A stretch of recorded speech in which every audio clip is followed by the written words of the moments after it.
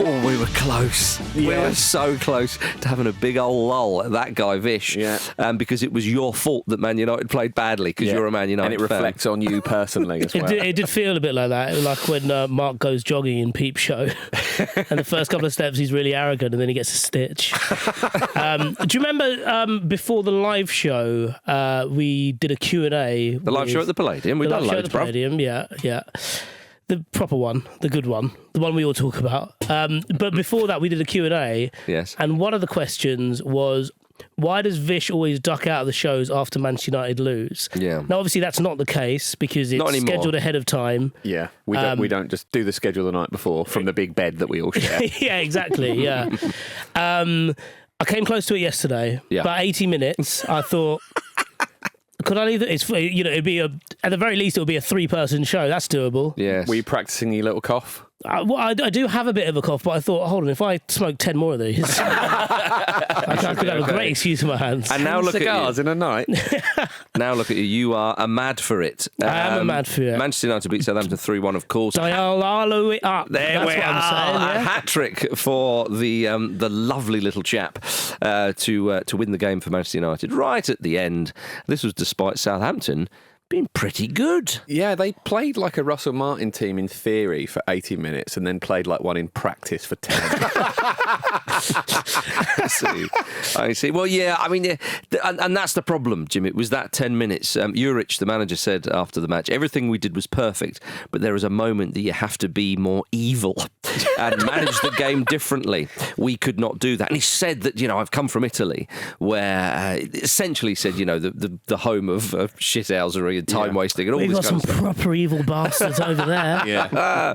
One we'll talk about later. But yeah, and he's right. I mean, it was such a shame for Southampton. Of course, it was on the 82nd minute Diallo managed to score, but Manchester United had missed chances, most notably from Antony. Yeah, I mean, and in the first half, I saw there was a period where it just felt inevitable that they were going to score. Mm-hmm. They were almost sort of like, it was only like a sort of 5-10 minute period, but it sort of felt a little bit like they were lining up to take shots, and then that just sort of dissipated. Mm-hmm. It gave Southampton that confidence, and the contrast between the playing styles after Man United equalised, it was like the abilities of the players switched over. Mm-hmm. It was absolutely unbelievable. Yeah, well, it was. Yeah, but Southampton played well, as we say, and my goodness, they kept Andre Onana busy in the Manchester United goal. And I mean, really, obviously they'd be disappointed they lost the game, but disappointed maybe they just scored the one goal, which was an own goal. Yeah, that's true. And I think for 70, 75 minutes, they couldn't really have done much more, apart from maybe take a chance or two more. But I think it was quite interesting seeing Amorim frame it in his relentlessly realistic way afterwards.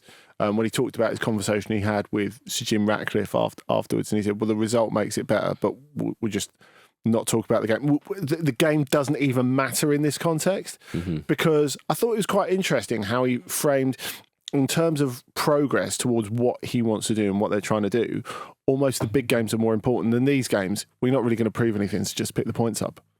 Which was an interesting way of putting it, I thought. Yeah, I think that's damage limitation, isn't it, in terms of explaining away the 80 minutes, because it's important to perform.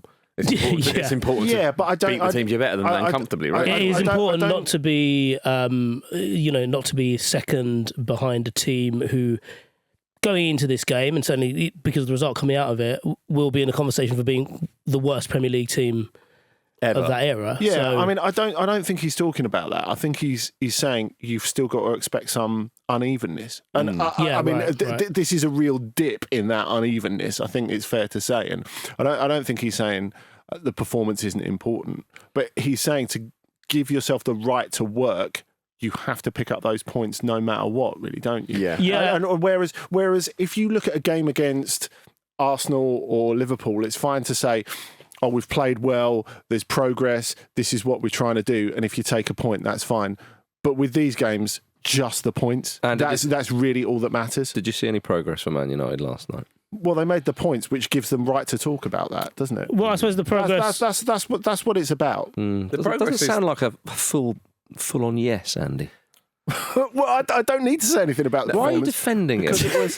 What's going on here? Well, to be fair, it's United's it's only United's second win in the league since the 2nd of December. I mean, had they lost that, it would have been the first time in 91 years they'd lost 3 home games in a row. And also, they were dangerously close to it. When Southampton were 1-0 up and kind of passing it around really nicely, it did feel like United were actually going to lose that, and that hasn't always been the case about them, is it? You think, they're going to get back into it, but things have sunk to the point where you think, Southampton are probably going to see this out. And to Amarim's credit, they've found a way past like what felt like it was going to be a ridiculous performance, which sometimes can be a problem because you get in your own head about how much of a disaster it is.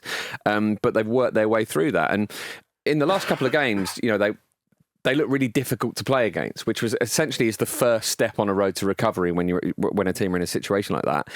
That kind of abandoned them a little bit, but they found another way through, which was obviously just shatter Southampton's confidence with that equaliser. But that's the point, isn't it? It's a totally different task. Yeah. Rather than staying in the game, you have to actually turn the screw, make the game, and they were totally incapable of doing that. Yeah, until Joshua Zirkzee came on, and he basically did the opposite of what Haaland was doing. Haaland was trying to run Subs made the difference behind. They did, and Zirkzee decided to basically plant himself as an almost like. As a central false nine, almost a kind of like a Harry Kane that you'd order off Wish in terms of like holding up the ball and like laying it off to the wide men and stuff, and that worked really well. Eriksen's ball for Diallo's second. What an assist that was. That was lovely. I mean, it's a beautiful goal. It's lovely to see him doing that in this day and age, isn't it? It was a little bit Fabregas-y, I thought. Fabregas, Xavi, any of them. Yeah. It was really a tale, though, of two wingers. There was one who took away the match ball, and there was another in Suleimana who simply did not deserve to lose that game. Yeah, he was great. He is unbelievable. Where have they kept him? What are they doing? I find it remarkable that he arrives in France with a huge reputation from Danish football, and he's done so little to like show the potential he's got since then. And really, this game kind of. I almost came out of nowhere, really. Yeah. Well, he will get space at Old Trafford, though. Yeah, that's true. Do you know what I mean? Like they thought this is the game for you, mate. Because he also he beat Lenny Yoro in so many different ways. He went through him. He went around the inside. At times, he took the long way around him because obviously there was no right back there. And he's tall. That is a long way around. It's a long way. But because obviously you cut 90 minutes off going through his legs. Yeah. It's a good point, actually. But yeah, because obviously they signed him. Like Nathan Jones signed him when they were in the Premier League last for 22 million, I think. And in the lead up to this game, there was talk of him going on loan to Italy, but Southampton wanted a permanent deal for him because they presumably would just want to reinvest it this window. And so there was like links to going back to France as well.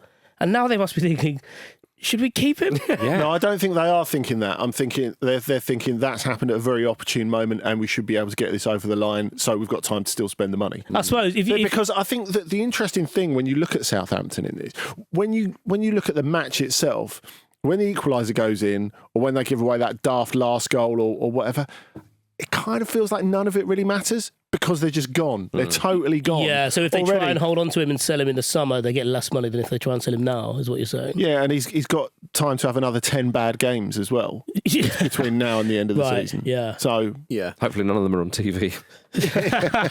Andy, obviously from his time at Roma, you'd be more familiar with Ivan Juric than the rest of us. I have a question on him. Where's he going? Like, he's constantly moving. He looks like a man who's lost his phone. Like, he doesn't sit still for a moment. Do you feel he's a bit sort of William Shatner family guy? Yeah, very much so. Very much so. At one time, he was completely horizontal, which was quite impressive. Well, I mean, in a Roma context, it would be running away from irate Roma fans. Fair. But, you know, he's someone who does... With your hands on your bum cheeks. Because they stab you there, don't they? But now it's running towards sad Southampton fans to comfort them. Yeah, probs, eh? Yeah. Well, Tyler Dibbling had a good game as well. I mean, we can talk about these individual performances, but ultimately... It was a loss, and it was such a sickener for them. We should talk about Amad Diallo a bit more, though, right? Because I think what we should. A beautiful hat trick. Yeah, he threw the ball into the crowd, and the crowd threw it back, which I thought was a lovely. Yeah, lovely I did like that. He's one of those players. He's just an absolute delight in terms of his skill, but his lovable. demeanour, all the rest of it. The fact that he looks like a baby with a beard. Yeah, very confusing. It's very confusing, but still very, very enjoyable. And indeed, I mean, again, like with Amarim and what he's trying to do, give the ball to Amad. and he'll probably sort it out. But it's not massively surprising that he should be flourishing under Amorim, His because preferred position. he's exactly the sort of player that he wants to use, and is going to be one of the most important players in his team. Well, it is a little bit confusing that Ten Hag didn't use him as much, but. But I tell you what Amorim wants from his players, and he said this when he was praising Harry Maguire this week, who played 104 minutes of their cup tie against Arsenal despite being ill. He said about Maguire, he was sick in the last game, he was dead in the end, and that's what I want from every player. No, you don't. You don't. Yeah, Is that what some you of them feel? alive. Yeah. Quite Feel after short-termist. a couple of months at Manchester United. That's how you get a personnel crisis. Is that how it goes? Well, Man United, they play Brighton on Sunday at 2 p.m. Should be a sterner test from a side from the South Coast. Because Brighton themselves got their first Premier League win in 9 games, beating Ipswich Town 2-0 last night. That just sounds wrong, doesn't it? It does sound a bit wrong, because they're better than that, as we know, but the facts don't lie, Jim. They were struggling. Should João Pedro have been sent off? There was a bit of controversy about that one. I thought a booking was fair. So did I, but he didn't try that hard to pull out of it, did he? Yeah. And he raised his leg a little bit. Oh, so whatever the referee would have gone with, you think VAR probably wouldn't have voted? Yeah, I would say so. So a lucky boy, you could conclude, Andy. Yeah, you could do. Orangey. So you thought Orangey, the old orange card. So you thought the kind of like the window for going for the ball had gone. He left himself there. He did but stick. He didn't go in studs up, I suppose. Yeah, he did. Right. He made sure he stuck one on the keeper. The whole orange card kind of thing. We may have said this before, but I think if that was deployed, it would be a bit like the not proven verdict that you get in Scottish courts of law. Yeah. So okay, we think that's probably a red card, but so we'll give you an orange card. Well, maybe in the next match, any yellow is a red. Yeah. Yeah. You could have it like that, I suppose. Yeah, it's like a suspended red card. Yeah. I mean, something like that could be on the cards. They just announced yesterday in France that they're going to have a Ligue 3. So they're going to make the National, which is the current third tier, into the third league, and we've got loads of brilliant ideas for it, and obviously you've got gulp straight away with the current organisation of French football. And the president of the association said, we're going to try experimenting with some refereeing ideas down there that maybe we can use at the top level. And So I thought, have they been awful. Have they been specific on what they're going to do? No, you just got to imagine at the moment. Let's hope Arsene Wenger's involved somewhere. We'll get some fantastic stuff. But Brighton won the game 2-0. Shame for Ipswich, but good for Brighton. And playing Manchester United on Sunday. You feeling confident about that, Vish? Wind in the sails of Manchester United after 3 points against Southampton? No, not really. But because of the way, I appreciate they haven't been in great form, although in that 8-game run, 6 of them were draws, one of them against Arsenal. But do you not think with the way that Brighton play, like, how intelligent they are, how slick they are, they're almost like they give your team or they give opponents like a really thorough MOT. Yeah. Like if you've got a problem, they'll go in there and exacerbate it so that everyone can see. And that's what I'm worried about, because it'll be in HD as well. Well, we look forward to it, certainly. Now, before we talk about this weekend's action, we've got an update on Lazio's fake phallus fondling fascist falconer, everybody. Yes, Juan Bernabe was fired this week for sharing photos of his newly enhanced knob on Instagram. I'm sure you're all across this. We spoke about it the other day. It's been in the news, believe it or not. They sacked him for that. This is a man who has given fascist salutes and Mussolini chants and expressed his admiration of Mussolini and Franco from his native Spain. That didn't get him the sack. No, from Lazio, but showing his enhanced knob on Instagram did. He's now refused to accept his dismissal, and some are saying he's barricaded himself in the Lazio training centre. Not needed to take in a broom to put behind the door handle. Well, indeed, Andy. I think that's it, because we heard, didn't he, that he was very pleased that if he presses a button, I don't know where this button is. Have they put it on him? Is it in his pocket? But that's what gets the penis pumping. I'm fascinated by this button. But do you think I am as well? But do you think that they're trying to batter down the door and he's just shouting, "I'll press the button. I will do it." Is this like a regular form of protest in Spain as well, because Mrs. Rubiales barricaded herself into a church when her son was being held responsible for his own actions. I mean, I think these are two very specific and extreme examples. Yeah. You'd hope that that's it. We wouldn't find any more. Well, I mean, the Lazio owner Claudio Lotito has declared that Bernabe's penis reveal was worse than the fascist. Like they burst a balloon. It's bigger. He handed around a load of cake, and it was strange. It was worse than the fascist salute, is what Lotito said. He said some other things which made him sound like a bigger tosser than Bernabe himself. He's done well there. I'd like a top 10 of things that Claudio Lotito thinks are bad in order, just because that's fascinating to me. It's fascinating, Jim. Fascinating. Incredible stuff. So, who knows if he is indeed barricaded in? I think we will have another update then. Yeah. Because if he is indeed barricaded in, we need to know more. He might. We've not had an update, so presumably he is still in there and has been for probably over 24 hours now. We could probably do with knowing if when it stops bleeding from his penis. Is he having a bit of trouble? Do you not see that? He said that the reason that he hasn't barricaded himself in per se, he's not refusing to leave. He's saying that he can't get up because if he does stand up, he'll bleed from his penis. It's not ideal when he's got all this stuff on, is it? No, but presumably if he's pointing up, he should be fine. Won't someone think of the eagle? Indeed. Do you want some more nonsense from not really the world of football, but concerning a former top European footballer? Please. Well, it's related to semen, isn't it? It is. Former Real Madrid defender Fabio Coentrao was caught with a ton of illegally caught fish recently.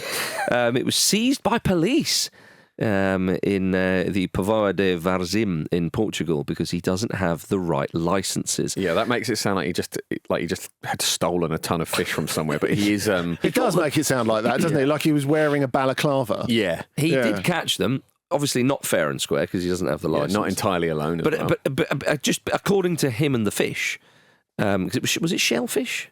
Yes, well, there are some those massive crabs. I forget what they're called. Spider crabs, those terrifying huge ones. Well, you got some of them? Loads of that. He's got loads of stuff. He's got a ton of the stuff. Oh, it's all still alive. But essentially, his dad was a fisherman, wasn't he? And he's from a family of fishermen. Yeah, he's from a family of fishermen, and he talks about the sea as if he intends to live in it one day. Like he loves the sea. Fabio Contral. But he essentially just hasn't got the licenses he needs to store all this stuff and to essentially kind of go forward in this business. And I love that because it can't be that complicated. If you're a wealthy man who is from a fishing family, you must know how to do it. He must sort of get off on the idea of it being a little bit crimey, you know? Do you think he's like a fish spiv, and a little bit? It's a very strange decision to have made.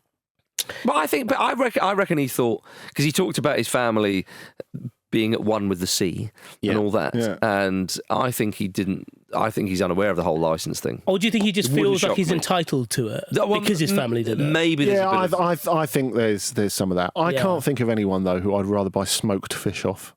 Oh right. So you think he'd be a good fish dealer? you pop down his little fish speakeasy that he absolutely doesn't need to run. You must have met Coentrao on your trip. You worked with the Portugal squad in various tournaments. Yeah, a couple of times. Did he smell a bit fishy? Did he have gills? Yeah, that water world. What did you think of Coentrao? Nice bloke. Yeah, lovely. All right. That's Coming up after this, a member of Chelsea's bomb squad returns. What song would you listen to in the dressing room before a match? It's a bit of a strange one, actually. I was telling my kids this the other day. So I'd normally get on the massage bed with Rod, and I'd actually put Susan Boyle on. So it's a bit strange. Wild Horses. Did you? Yeah. I don't know, it just helped me settle down, I think. Welcome back to the Football Ramble, everybody. West Ham versus Crystal Palace tomorrow at 3 p.m. Crystal Palace, they won't have Trevor Chalobah available because Chelsea have recalled him. They've recalled him. Of course, he was in Chelsea's bomb squad because he was training away from the first team squad in the summer, as were a lot of players. It was well documented, the size of their squad.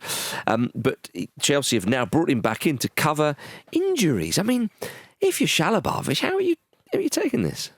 I suppose if you're Chalobah, you're taking this fairly well, like in terms of like playing time and whatnot. It won't change. It sounds like obviously they need him, so he's kind of got into form. This is the point that Palace were making, that they got him into form, and as soon as he was, as soon as Chelsea needed him, they've just called him right back. But don't they need him as cover? Yeah, Yeah. but I think that's he's the issue. Yeah, It's one of those suppose. annoying January recalls where essentially your parent club don't really think you're good enough, Yeah. but they're recalling you just in case. In they this need a body case, in there. yeah, in this case, Yeah, I suppose. in this case, just in case they sell Axel Disasi. Well, the other part of that is Palace are ending up screwed on two fronts here, because not only do they lose Chalobah, but who are Chelsea looking to reinforce their squad with? Mark Gay. Yeah. I think it's a funny one. And I think with Chalobah, it's a bit like, so now you need me, do you? Well, maybe. Well, I mean, he came through their academy, didn't he? So he might actually be looking at it as an opportunity to, force his way into the team. Obviously, footballers are ambitious like that. And it must have been heartbreaking to be kind of, left out in the cold like that. And he does have an opportunity now, so maybe he'll be looking at it in a positive way. Well, of course he will. I don't think he'd be happy to go back there. But I mean, he's a funny one, though, as you say, because Palace are the ones who have been playing him this season, of course. Are Chelsea just being dicks? Never to be We've ruled not out. ruled that out. Have They you- might just think it's funny. Have you seen the situation with Amad Diallo at Everton? So he's going back to Chelsea, isn't he, to get Well, treatment? yeah, but it's hit a bit of a hitch because Chelsea want Everton to pay essentially his wages for the rest of the season. Right. Because when he signed for Everton in the first place, he had an Achilles issue, and Chelsea said, right, for all the time that he's out with this Achilles issue that you have him, we'll pay his wages. You pay for the rest of it. And obviously they did that with the idea that his wages would be paid for the rest of the season. And now Everton want to send him back because they want room to get another loan signing in. But Chelsea want them to front up essentially the rest of their initial Because agreement it's for a the different contract. injury. Yeah, exactly. Yeah, because it's an ankle ligament injury now. Yeah. Well, one for the courts. Well, it's just really peculiar. You kind of had this. I certainly naively, but I had this idea that like with all the youngsters they signed, with those loan signings, they'll get value from them in different ways and sell them, or think actually he's improved enough that we'll get him back and he can be part of our first team now. But already, though, that entire premise is. Coming up, having a few issues. So, not nice. And also, like, as you touched on with Chalobah, it's just not nice for the players involved, is it? No, it really isn't. Crystal Palace obviously beat Leicester 2-0 in their previous game. Mateta scoring again. I mean, they're looking at West Ham at the moment with Potter. They're still there to be got at, as Fulham showed. Now, I think Fulham are a better side than Palace. But Palace will go into this thinking, all right, let's build on this. I mean, Andy, you were at West Ham versus Fulham. Do you think that West Ham are looking better under Potter so far? It's a very small sample size, I understand. Gently, maybe, but I mean, they should have lost that game. There's no doubt about that. They're looking slightly better organised than they did under Lopetegui, but it's all very gentle progress. It would not surprise me at all if Palace went there and won. No. Yeah, I mean, the kind of positive thing for Potter and probably for West Ham fans at the moment as well is that it actually won't take very much for the football to be better. It was they were very easy to play against under Lopetegui, and also quite dull. Everything that was promised about him coming in just didn't materialise, did it? So essentially just tightening things up a little bit and adding a bit of zip, which are two things you can do very simply with not a lot of time on the training ground, will stand out for West Ham. Yeah, I mean, that's it. I think ideologically it's quite a hard sell, but in terms of them getting better in the rest of this season, going out the FA Cup and not having European football is actually not the worst thing, because he's actually got time to work with the players. I mean, you were talking about what can we expect of West Ham. Well, they played Tuesday and they're playing again on Saturday. And what real chance will Potter have had to have got his ideas across between now and then? I think he had 2 training sessions before the game against Fulham, and that's why you're looking at the gentlest of gentle progress, I think. Yeah, I think, to start talking about proper progress and so on, it is very early days.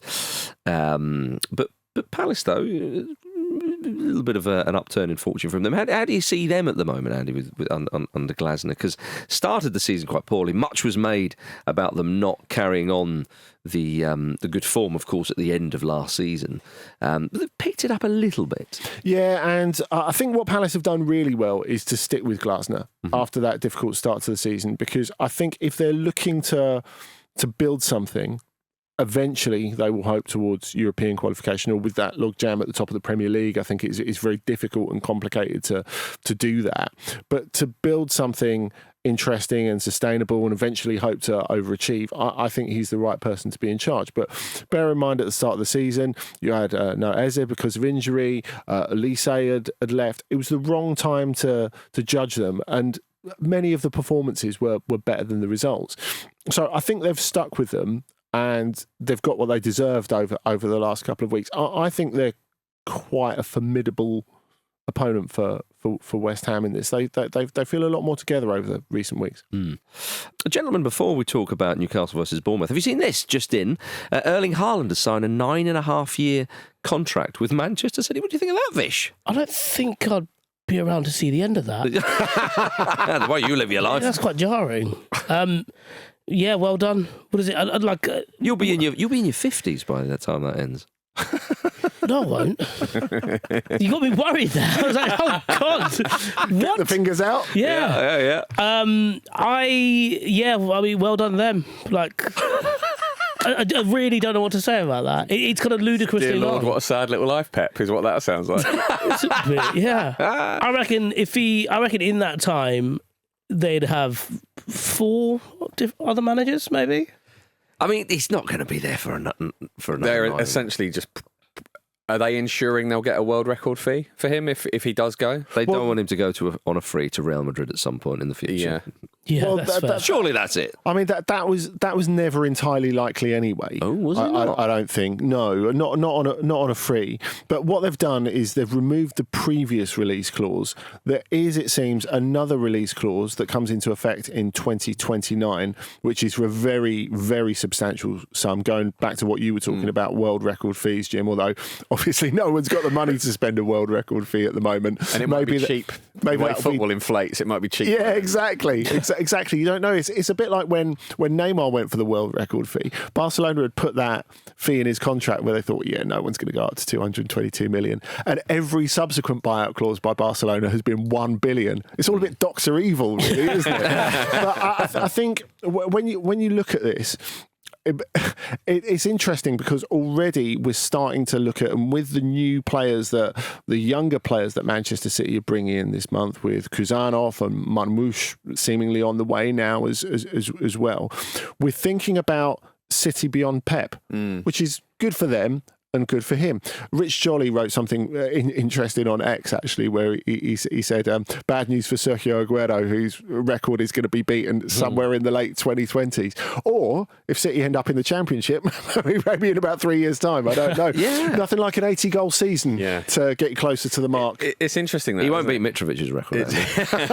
Yeah, I apologise for that. Suggests a confidence about the charges from everyone involved as well, doesn't it? Well, we haven't seen the clauses in the contract, Jim. True. I mean, Relegation release clauses through the roof. Yeah. I just find it interesting that it's been well documented that he wants to go to Real Madrid at some point. And I wonder, again, not knowing the clauses and so on, does this make it less likely? Has he just received a signal that is not possible? He also might have changed his mind. You know, by all accounts, he's very settled in Manchester, likes it there. You've got everything you could ever need at City, haven't you? So, you know, people change their minds. Also, I feel like now more so than ever, when players have that kind of career path, and you know, it's joked about a lot with the Project Mbappe thing, where kids are training their or you know, kids are getting trained younger so they could eventually like have this Mbappe-like career where they can pick and choose, you know, from the biggest clubs. Well, it's narrow and narrow at the top, and if you're already at Man City. There isn't, you know, there aren't like 3 clubs to go to. There is just one, which is the quote unquote historic one. Of Real Madrid. So that, I suppose having that transparency makes it a lot easier for Man City, doesn't it? And also, you know, it's not a release clause. It's almost by the way, Real Madrid, here's the number, and here's when it, this is the year it expires. We're still guilty sometimes of thinking about it in terms of fee. The fact is, Barcelona can never afford him, despite what they might try. They've spent all the VIP box money up for the next 30 years on the current squad, haven't they? And then you look at Real Madrid, who don't really spend the same sort of money on wages as Manchester City or PSG do these days.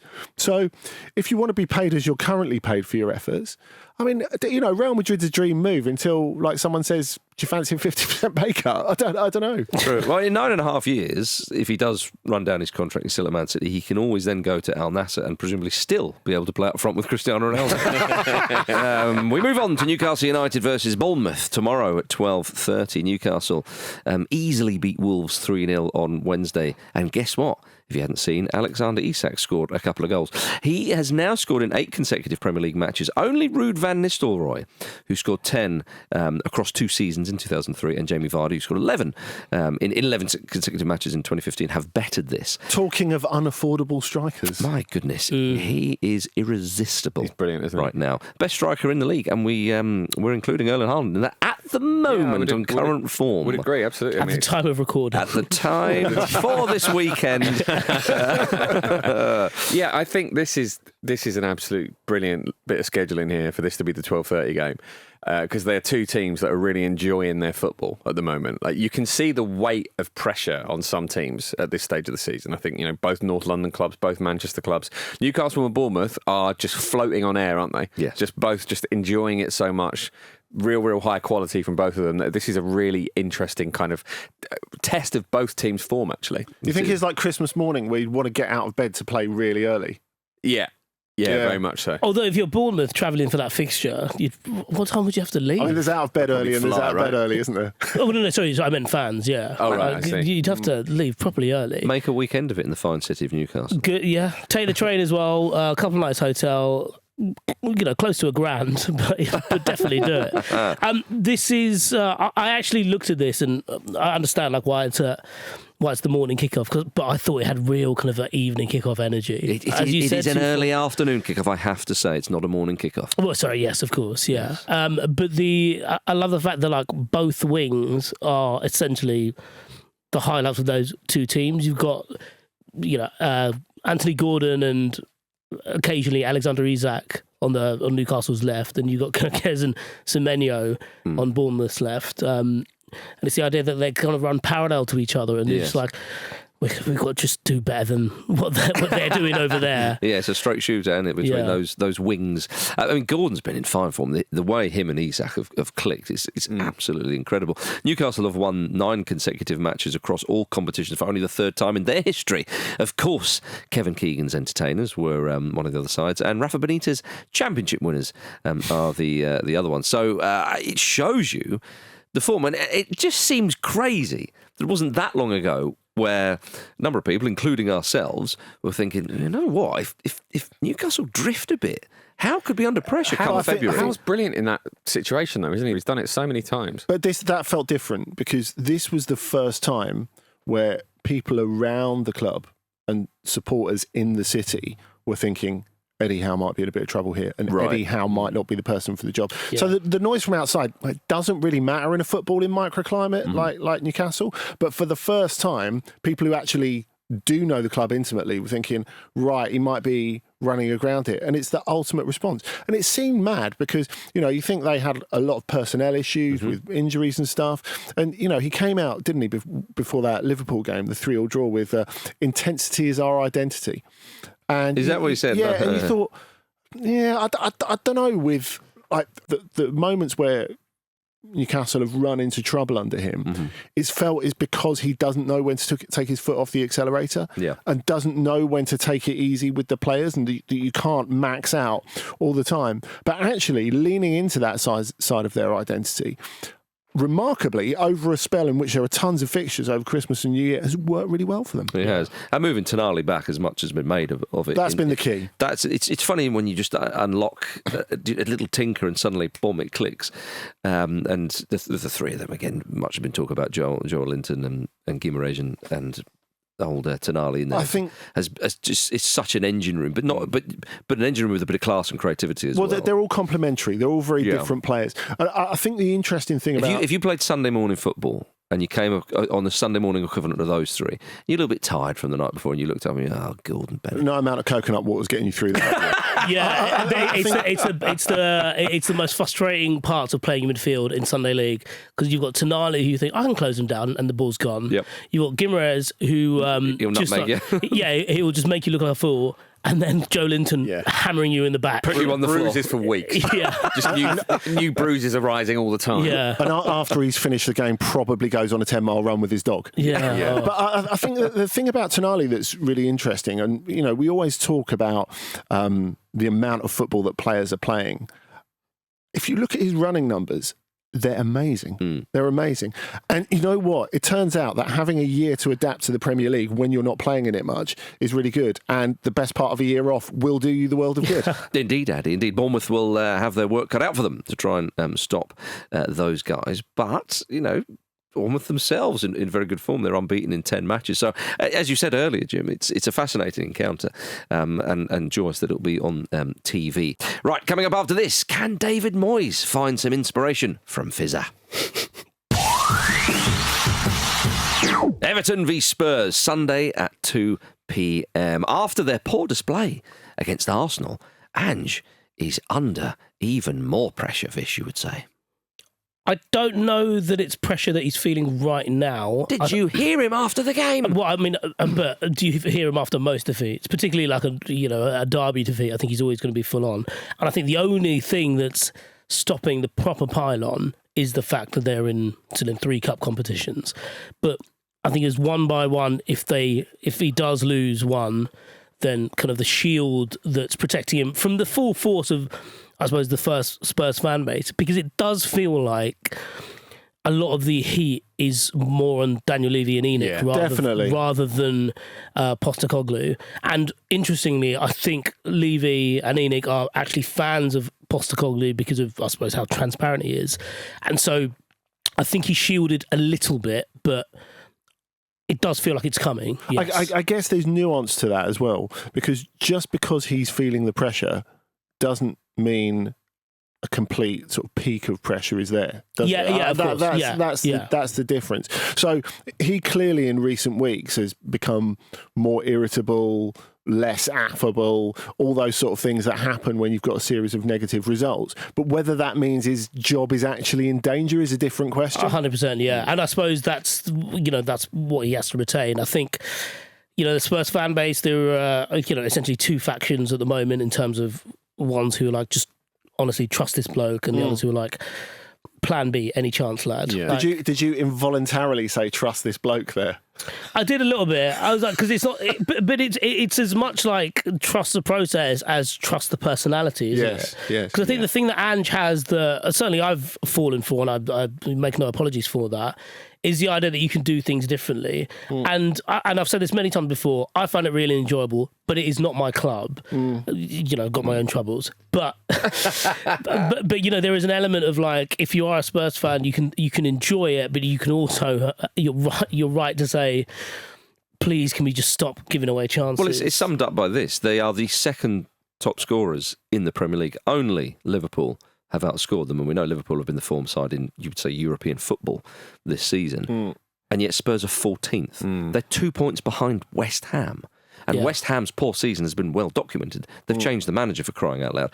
And Spurs on the same points as Palace. I mean, they are 8 points above the relegation zone. I don't think they're going to get relegated, by the way. But they're still 8 points. They are 8 points above the relegation zone. They're closer to the relegation zone than they are to the Champions League places, which is stunning, really, considering how close they were to qualifying for the Champions League last season. And you've got that extra place in 5th for Champions League football as well. And we're 21 games into the season. It's an interesting test of Levy, I think, this window, isn't it? Because obviously they need a bit of reinforcement, not just because of the injuries, but because it's an opportunity to augment a squad that's in a situation like this. And you wonder if he really trusts Postecoglou to be the guy to take them forward in the way that they hope they would. You would think he'd put his hand in his pocket and help them out. But we've seen they've got to do that regardless, no? Well, I think so, but we've seen so many times with Daniel Levy where you feel like that's the case and it's the obvious thing to do, and then they don't do it. And I mean, it's hard to say whether it's because they're not sure Ange Postecoglou is the guy to take them forward, or whether because they just don't like spending money like that. But that could be an issue, couldn't it? Yeah, they kind of stay in this sort of kind of Levy limbo.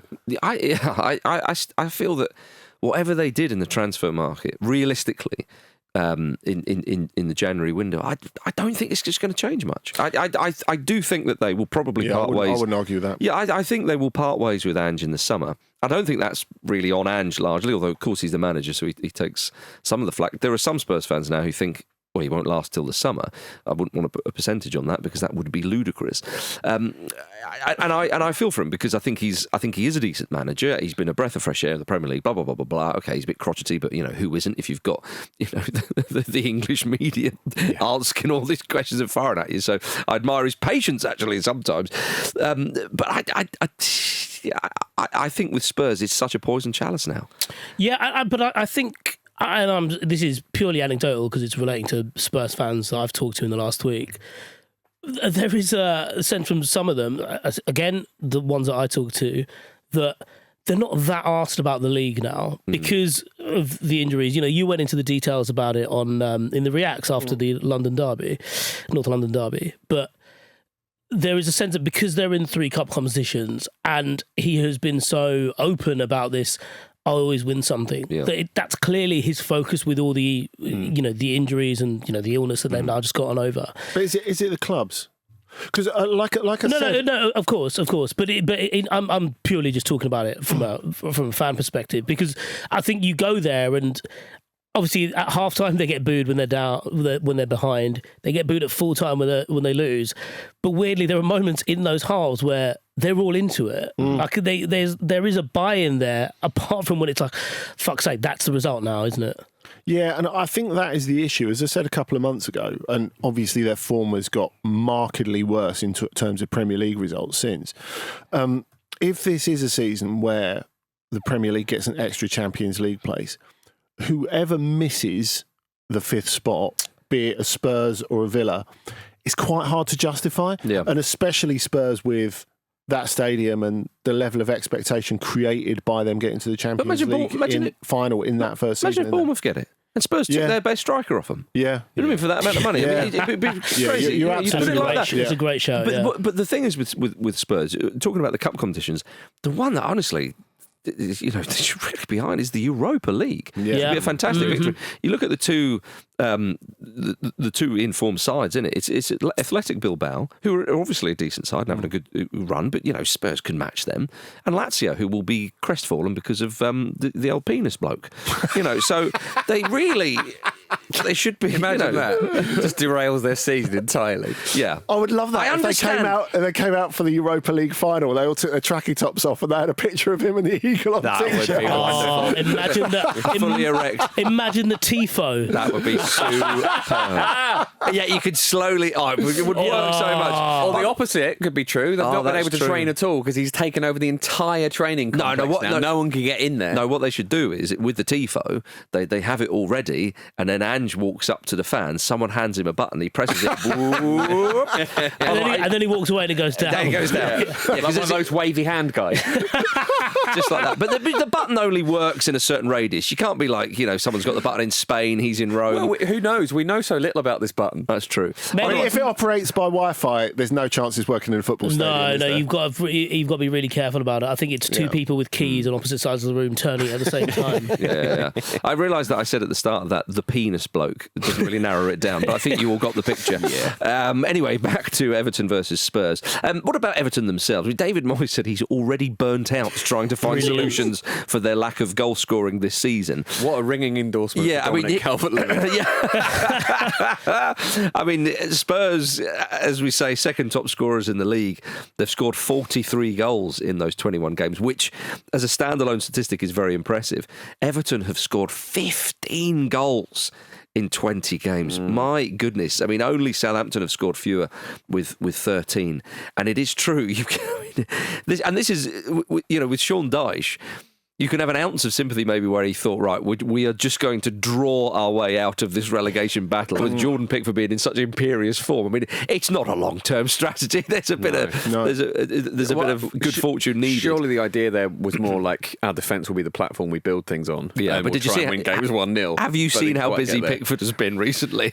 Did you see the analysis Carragher did on the Everton style of play under Dyche and the fact that basically no one runs from midfield into spaces behind the striker? Oh, it's very much... Yeah. Which is funny because they have players who are capable of doing that. Exactly. Like Decore, when they signed him, was purely for that job. But do you love the fact, I mean, it's not really one for the fans. We speak about Spurs being, the neutrals have enjoyed them. And some Spurs fans, as I say, you score 43 goals in 21 games. There is enjoyment in that. No doubt about that. Everton... They start the game, right, 0-0, lads. Yeah, we'll settle for this. Yeah. This will do us. Do you know what I mean? That is the plan. And if we nick one from a set piece or something, then great. But is it the plan, though? Because they're just serial misses of chances. But Andy, by the sounds of it, though, with the analysis Carragher did, if no one's running in behind, obviously it's not the plan to draw nil. The plan is to win the football match. But if you allow me to be a little bit facetious, and you've known me for this long, then, it really is about the clean sheet is absolutely crucial. Yeah. If you look at their heat map of their players, you'd think like the average position they were just playing like a table football formation. Like it's ludicrous. But I think Moyes is the right person for this job. I don't know why he has to say stuff like that. We talked about it before, about like every Everton manager seems to start their tenure with, "God, it's shit here.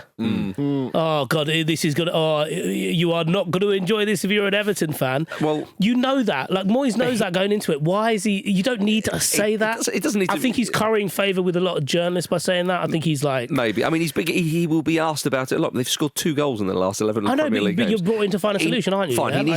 He needs to be a bit more statesman-like, is what you're saying. Perhaps. Not statesman-like, but just like, if you understand that you've come into a club which is beleaguered, why add to that? I think it's a bit silly. Yeah, I like it. We want more transparency, don't we? Yeah, I suppose. Oh, as a neutral, I like it. Okay, yeah, and you can't say that much about Everton, can you? Now, maybe Moyes can find some inspiration from his former captain, Phil Neville. Old Fizzer spoke to his Portland Timbers team for the first time this week ahead of the 2025 Major League Soccer season. He said this to them: We know that last season we underperformed. This season it's a non-negotiable. We will fucking win. We will be successful. We will qualify for the playoffs. The MLS Cup. That's what we want. It's in gold. It's our 50th anniversary.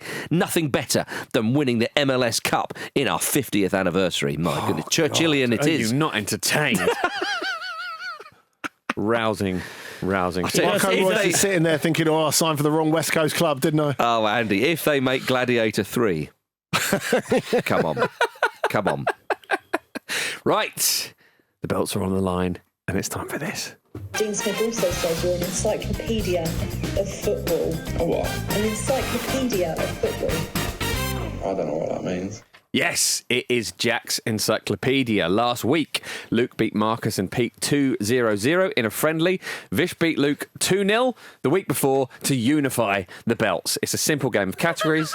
If you go too slow, I'll play Gary Neville's Orgasm, which will leave you 7 seconds. You all know the drill by now. Vish, you're going to go first. Yeah. He's the belt holder. I know, but I've got 2 of them. Yeah, why not? In charge. Why, yeah, The reason why, because he's the belt holder. Yeah, well, he's going first. Okay, I trust you, Jim. I think you're great. Yeah. So, first question. Lovely beard, by the way. Thank you very much. Every permanent Everton manager in the Premier League era, that is since 1992. Vish, you are to go first. David Moyes. David Moyes is, of course, correct. Andy. Mike Walker. Mike Walker. Nice shout. Also correct. I love Carlo Ancelotti. And you will also be correct. Sean Dyche. Sean Dyche is absolutely there.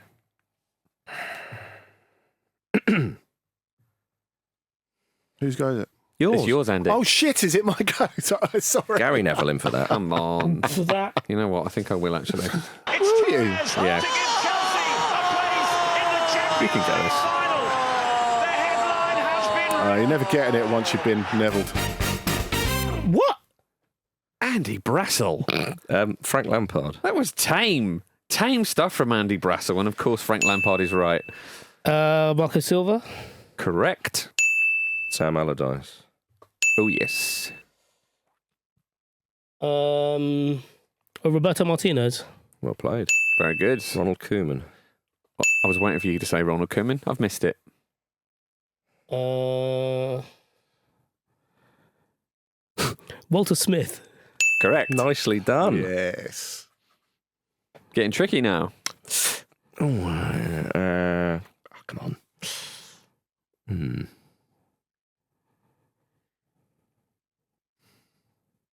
It's Torres to give Chelsea a place in the Champions League final. David Unsworth. Has been written. Was he permanent? Yes. He was interim, was he? He was interim, yeah. Old I Unzi. just thought of another one. Annoyingly. Vish, you win that round. Just suddenly thought of Rafa Benitez, haven't I? Yeah. Oh, I crossed him out. I thought someone had said him. No, you only had three left, which was Rafa Benitez, Howard Kendall, and Joe Royle.